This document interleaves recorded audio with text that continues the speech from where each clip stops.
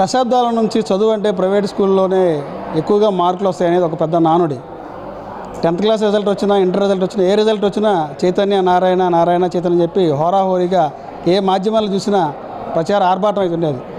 దానికి భిన్నంగా ఈ ఏడాది 10వ తరగతి ఫలితాల్లో ప్రభుత్వ పాఠశాలలో చదివినటువంటి విద్యార్థుల మార్కులు చాలా హవా అయితే చాలా గొప్పగా ఉందని చెప్పాలి.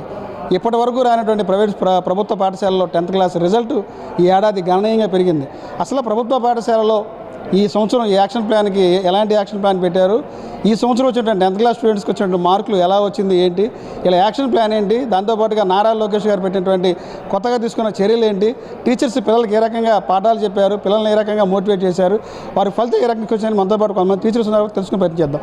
సార్ నమస్తే అండి, కంగ్రాచులేషన్స్ అండి. మొట్టమొదటిగా ప్రభుత్వ పాఠశాల టీచర్లు అందరూ కూడా కంగ్రాట్స్ అండి. ఈ సంవత్సరం మీరు ఇచ్చినటువంటి రిజల్ట్ పిల్లలకి ఏ రకంగా వచ్చింది ఏం చెప్తారు మీరు? నా పేరు రాంబాబు నాయక్ అండి, రమావత్తు. నేను జిల్లా పరిషత్ ఉన్నత పాఠశాల భీమవరం ఉత్సవాయి మండలం ప్రధానోపాధ్యాయుడిని. నాకు ఈ సంవత్సరం 100% విద్యార్థులు ఉత్తీర్ణత సాధించారు. టాప్ ర్యాంకు 583, 577, 568, 566, 555, 500 పైన 12 మంది విద్యార్థులకు రావడం జరిగింది. ఈ విధంగా విద్యార్థులకు మార్కులు ఈ సంవత్సరం రావడానికి ముఖ్య కారణం మరి ఉపాధ్యాయులు కష్టపడి విద్యాబోధన చేయటం, అలానే తల్లిదండ్రులు కూడాను విద్యార్థుల్ని ప్రతిరోజు పాఠశాలకు పంపటం, అలానే రాష్ట్ర ప్రభుత్వం నుంచి ఈ సంవత్సరం 100 days యాక్షన్ ప్లాన్ తప్పనిసరిగా అది విద్యార్థుల్లో మరి అందరు పాస్ అవటానికి, అలానే పిల్లల్లో అత్యధిక మార్కులు రావటానికి దోహదపడిందని చెప్పడంలో ఎలాంటి సందేహం లేదు. అలానే విద్యాశాఖ నుంచి గౌరవ డిఓ గారు ఎప్పటికప్పుడు విద్యార్థులతో ఉపాధ్యాయులతో రివ్యూ మీటింగ్లు ఏర్పాటు చేసి ఎక్కడ ఎవరు తప్పకుండా అందరూ పాస్ అవ్వాలి, అలానే పిల్లలకి స్లిప్ టెస్టులు పెట్టడం కానీ గ్రాండ్ టెస్టులు పెట్టడం కానీ ఈ 100 days యాక్షన్ ప్లాన్ అనేది సక్సెస్ఫుల్గా అయింది. కాబట్టే విద్యార్థులు కూడా 100% సక్సెస్ సాధించడానికి అవకాశం దోహదపడిందని చెప్పవచ్చు. సార్ మీరు చెప్పండి, ఇప్పటివరకు ప్రభుత్వ పాఠశాలలు అంటేనే అది ఒక చిన్న చూపుగా ఉండేది. ఎప్పుడు చూసినా ప్రైవేట్ స్కూల్ అనేవాళ్ళు, నారాయణ చైతన్య సమ్యక్ స్కూల్స్ అనేవాళ్ళు. కానీ దానికి మించి ఈ రోజున ప్రభుత్వ పాఠశాలలో పిల్లలు కూడా ఆనిముత్యాలు బయటకు వచ్చారు. ఏంటి మీ యాక్షన్ ప్లాన్ అంటే ఎలా చదివించారు పిల్లల్ని? నా పేరు కేవీ కృష్ణయ్య అండి. నేను జగ్గయ్యపేట మండలం హనుమంచిపల్లి జిల్లా పరిషత్ ఉన్నత పాఠశాల ప్రధానోపాధ్యాయునిగా పనిచేస్తున్నాను. ఈ సంవత్సరం మా 10వ తరగతి పరీక్షల్లో మా పాఠశాల నుంచి హాజరైనటువంటి విద్యార్థులందరూ పాస్ అయ్యి 100% ఫలితాలు సాధించడం జరిగింది. దీనికి ప్రధాన కారణం ఈ సంవత్సరం ప్రభుత్వం నూతనంగా ప్రవేశపెట్టినటువంటి 100 రోజుల ప్రణాళిక కార్యక్రమం. ఆ ప్రణాళిక కార్యక్రమంలో భాగంగా మా ఉపాధ్యాయులందరూ కూడా దాన్ని చిత్తశుద్ధితో అమలుపరిచి, అన్నిటికంటే ముఖ్యమైన విషయం ఆ 100 రోజుల ప్రణాళిక కార్యక్రమాన్ని అమలు చేయడానికి ప్రత్యేక అధికారులను నియమించి వారు నిరంతరం నెలకి 2-3 సార్లు స్కూల్ని సందర్శించి కార్యక్రమం ఎలా అమలు జరుగుతుందో కూడా పర్యవేక్షించడం జరిగింది. అంత పకడ్బందీ ఏర్పాట్లతో ఈ సంవత్సరం విద్యా విధానం కొనసాగింది. కాబట్టి మేము 100% ఫలితాలు సాధించగలిగాం. ఈ కృషిలో మాకు ఉపాధ్యాయులు, అదేవిధంగా విద్యార్థులు, వాళ్ళ తల్లిదండ్రులు పూర్తి సహకారం అందించడంతో మేము ఈ విజయాన్ని సాధించడం జరిగింది. సార్ ప్రైవేట్ స్కూల్ మించి ఈ రోజున ప్రభుత్వ పాఠశాలలో రిజల్ట్ వచ్చింది, ఏంటి అసలు ఆ సీక్రెట్ ఏంటి, ఏం చెప్తారు మీరు? నా పేరు రామకృష్ణ అండి. గంపలగూడెం మండలం ఆర్లపాడు హెడ్ మాస్టర్గా పనిచేస్తున్నాను.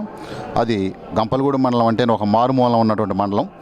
అందులో కూడాను ఆ గ్రామం కొంచెం లోపలగా ఉంటుంది, మండల హెడ్ క్వార్టర్కి 7 కిలోమీటర్ల డిస్టెన్స్లో.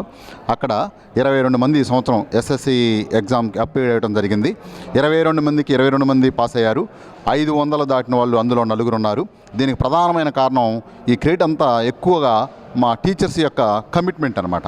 అక్కడ పనిచేసే ప్రతి ఒక్క టీచర్ కూడా 100% రావాలనే పట్టుదలతో ముందు నుంచే ఒక ప్రీ ప్లాన్డ్గా 100 days ప్రోగ్రాం ఇవ్వకముందు నుంచి కూడా మాకు ఒక మైండ్ సెట్లో ఉంది. ఎందుకంటే ఇది లాస్ట్ ఇయర్ కూడా ఈ పాఠశాల జిల్లాలో 100% సాధించిన పాఠశాలలో ఒక పాఠశాల.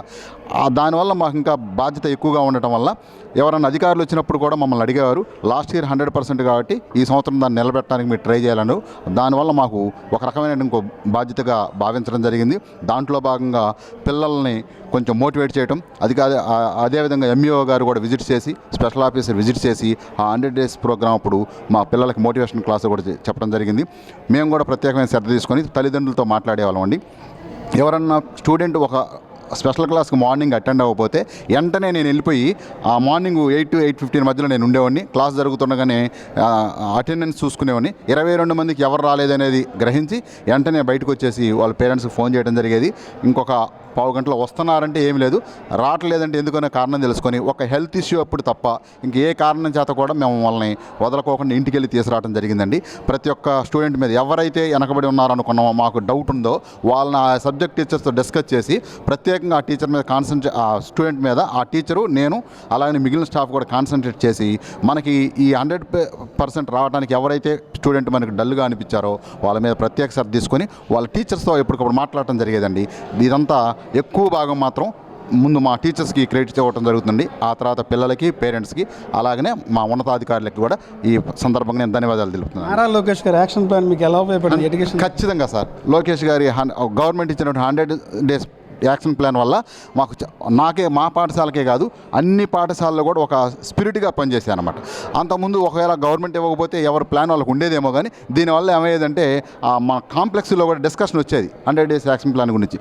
అప్పుడు మాకు ఒక రకమైనటువంటి ఇన్స్పిరేషన్ ఉండేదన్నమాట. అంటే ఆల్రెడీ 100 days మాకు అంతకుముందు 100% ఉంది కాబట్టి అది నిలబెట్టుకోవడం కోసం ఇంకా ఈ ప్లాన్ని చక్కగా ఉపయోగించుకున్నామండి. గవర్నమెంట్కి కూడా ధన్యవాదాలు తెలుపుతున్నాను. సార్ మాస్టర్ మీరు చెప్పండి, కంగ్రాట్స్ అండి మీ స్కూల్కి. సార్ ఇప్పుడు గతంలో ఏదైతే ఒక ప్రభుత్వ పాఠశాలలో ఒక నానుడు ఉంది, సరిగ్గా పాఠాలు చెప్పరు, వద్దగా చదువు పాస్ అవ్వరు, కనీసం 4 ముక్కలు రావాలంటే ప్రైవేట్ స్కూల్కి వెళ్ళాలనేవాళ్ళు. కానీ వాళ్ళు దానిని మించి ఈ రోజున ప్రభుత్వ పాఠశాల పిల్లలు కూడా టాప్ 10లోకి వచ్చారు. ఎలా సాధ్యమైంది? ఎలా మీ యాక్షన్ ప్లాన్ ఏంటి? నమస్తే అండి, నా పేరు పివిఎస్ఎస్ శర్మ. నేను జెడ్పీహెచ్ఎస్ తునికిపాడు పాఠశాల ప్రధానోపాధ్యాయుడిగా పనిచేస్తున్నాను. మా పాఠశాలలో ఈ సంవత్సరం 15 మంది 10th క్లాస్ విద్యార్థులు ఉండే 15 మంది పాస్ అయ్యారు. దీనికి ముఖ్యమైనటువంటి కారణం ఏంటంటే, ప్రధానంగా చూసినట్లయితే మనకి ఇవాళ కమిషనర్ స్థాయి నుంచి తర్వాత ఆర్జేడీ గారు కానివ్వండి, డిఈఓ గారు కానివ్వండి, డివైఓ, ఎంఈఓస్ దగ్గర నుంచి అందరూ కూడా ఈ 100 days యాక్షన్ ప్లాన్ ఇంప్లిమెంటేషన్లో వాళ్ళు చూపించినటువంటి చొరవ, వాళ్ళు ఇచ్చినటువంటి ప్రోత్సాహం, అలాగే మా ఎంటైర్ టీం ఎవరైతే మనకి ఉపాధ్యాయులు ఉన్నారో, విద్యార్థులకు బోధించేటువంటి ఉపాధ్యాయులు అందరూ కూడా మంచి కమిట్మెంట్తో ఎట్టి పరిస్థితుల్లో మనకు 100% రిజల్ట్ రావాలి అనేటువంటి ఒక సదుద్దేశంతో దాన్ని స్పిరిట్గా తీసుకుని పనిచేయడం అనేటువంటి జరిగింది. మేము జనవరి నుంచి కూడా ఈ 100 days యాక్షన్ ప్లాన్ అమలు చేయడంతో పాటుగా ఈవినింగ్ పిల్లలకి స్నాక్స్ కూడా ప్రొవైడ్ చేసి 8:30 వరకు కూడా క్లాసులు తీసుకోవడం జరిగింది. ఇది ప్రధానంగా ఈ 100 days యాక్షన్ ప్లాన్కి బాగా మాకు దోహదపడి ఈ యొక్క స్టడీ అవర్స్ కూడా మాకు బాగా ఉపయుక్తంగా ఉండి పిల్లలందరూ కూడా పాస్ అవ్వడం అనేటువంటి జరిగింది. మరి ఇలాంటి మంచి ఇనిషియేటివ్ తీసుకొచ్చినటువంటి మన విద్యాశాఖ మంత్రి నారా లోకేష్ గారికి ధన్యవాదాలు తెలియజేస్తూ థ్యాంక్ యూ అండి. ఇది ఏదైతే ఉందో రాష్ట్ర ప్రభుత్వం మంత్రి నారా లోకేష్ గారు ఇచ్చిన స్వరంతోనే ఈ రోజున యాక్షన్ ప్లాన్తో మేమంతా కూడా గతంలో కూడా ఒక యాక్షన్ ప్లాన్ ఉండేది, కానీ ఈ రోజున ప్రభుత్వం సపోర్ట్ ఉంటున్నా కూడా మేము ఎంతో యాక్టివ్గా ఉండి పిల్లలకు ఒక మోటివేట్ చేస్తూ పిల్లల్ని ఎంకరేజ్ చేసి ఈ రోజున ప్రభుత్వ పాఠశాలలు అంటే దేనికి తీసిపోయినది కాదు, ప్రైవేట్ పాఠశాలకు ధీటుగా ఈ రోజున అన్ని మార్కులు సాధించారంటే ఇదే ఒక ఉదాహరణ చెప్పి టీచర్స్ చెప్తున్నారు. ఇది ఇక్కడ పరిస్థితి. కెమెరామెన్ నితిన్తో రాజ్ కమల్, S4 మీడియా, విజయవాడ నుంచి.